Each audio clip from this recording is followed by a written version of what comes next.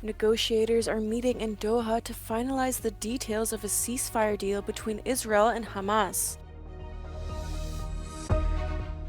Lebanon's President Joseph Aoun names head of the International Court of Justice Nawaf Salam as the country's new prime minister. NATO's top leader says the current 2% GDP members are contributing is not enough to keep the alliance safe.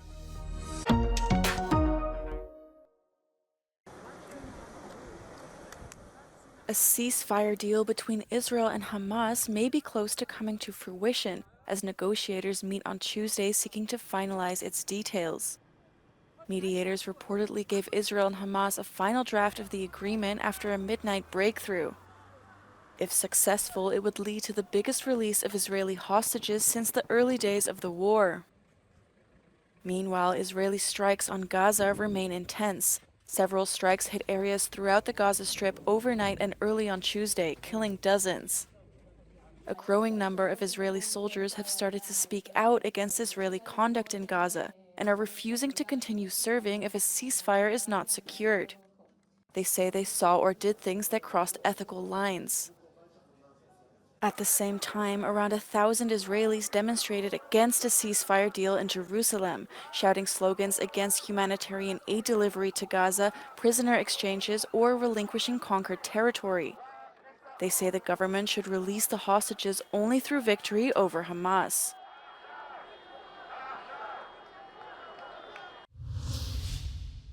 In its full advisory opinion, Lebanon's new president, Joseph Aoun, has named Nawaf Salam as the country's new prime minister.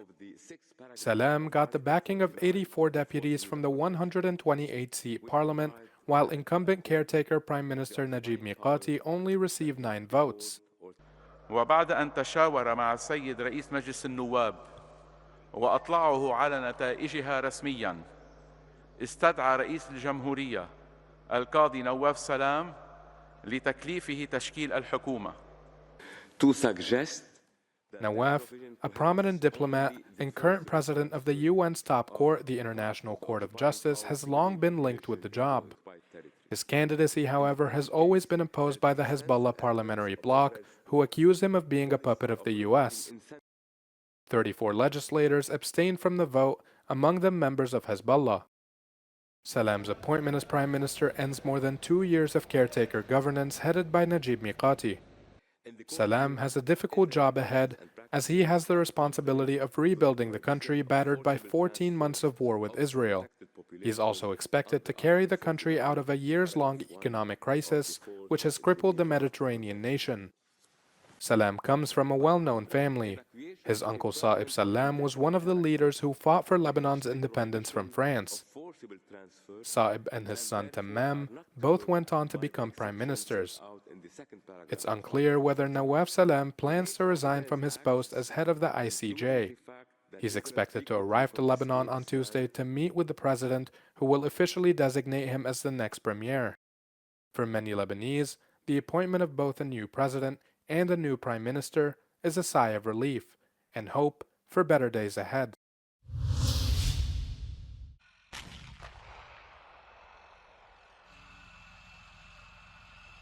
Spending 2% GDP for defense is not enough, according to NATO's Secretary General Mark Rutte, who says that alliance members must put more on the table. But Rutte, speaking at the European Parliament on Monday, avoided talking about the 5% target that US President-elect Donald Trump has repeatedly called for. Instead, he said that improving the common European procurement and the existing infrastructure could help set NATO's future defense spending at around 3.7%. Spending more on defense means spending less on other priorities.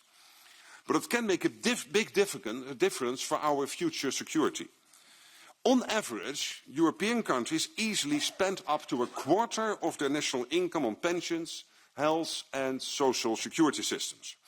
And we need only a small fraction of that money to make defense much stronger. So I count on you to make sure we all invest more in defense. It is an investment in our security and the security of our children and grandchildren. Currently, 23 NATO allies meet the 2% guideline, led by Poland at over 4%. However, countries like Spain and Italy lag behind, making Trump's 5% target unrealistic. Germany's Olaf Scholz called it too costly. The defence spending target will have to be increased, most likely as a deliverable for NATO's Hague summit in June. Of course, nobody knows the size of the percentage, so to say. It might be 3%, it might be 3.5%. And I think overall it will be a mixed picture with some allies indeed perhaps even meeting 5%, particularly on the front line of Russia's war against Ukraine, and perhaps others meeting 3.5%. But overall, it's a certainty, almost a certainty, that the defence spending target will rise. The EU Commission estimates that Europe's defence industry needs an additional 500 billion euros over the next decade to remain competitive and meet current demand. Defense ministers from Poland, France, Italy and Germany met in Warsaw on Monday to discuss military aid to Ukraine and security in Europe. The meeting of the NATO defense ministers, together with the Deputy Defense Minister of the UK, comes as Poland begins its rotating presidency of the EU.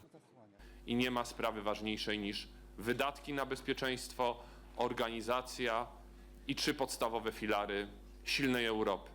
To jest silne społeczeństwo, czyli nasza odporność na wojnę hybrydową. To jest silne armie narodowe i siła naszego sojuszu. As a key NATO member on the alliance's eastern frontier, Poland has been a strong voice about NATO's future for Eastern Europe and Ukraine. It remains one of Ukraine's staunchest allies in terms of both defense and humanitarian aid, particularly as its geographical position allows for the rapid movement of supplies to Ukraine's front lines. Poland is NATO's biggest relative defense spender after Warsaw earmarked 4.7% of its GDP spending on defense this year. Trump wants NATO members to increase the current 2% target to 5%. More than 150 Nobel and World Food Prize winners have written an open letter calling for an increased commitment to new food distribution efforts in the face of a global hunger crisis. The letter, which emerged after a meeting of food accessibility experts last year, says around 700 million people are now food insecure, a number likely to rise with climate change and population growth unless efforts are made to grow more and different kinds of food. Despite the gloomy outlook, however, experts remain hopeful that the crisis can be avoided if people take the necessary actions. These include an increase in research funding and information sharing, along with more innovative production methods such as enhancing photosynthesis in essential crops, developing crops less reliant on chemical fertilizers, and lengthening the shelf life of fruit and vegetables.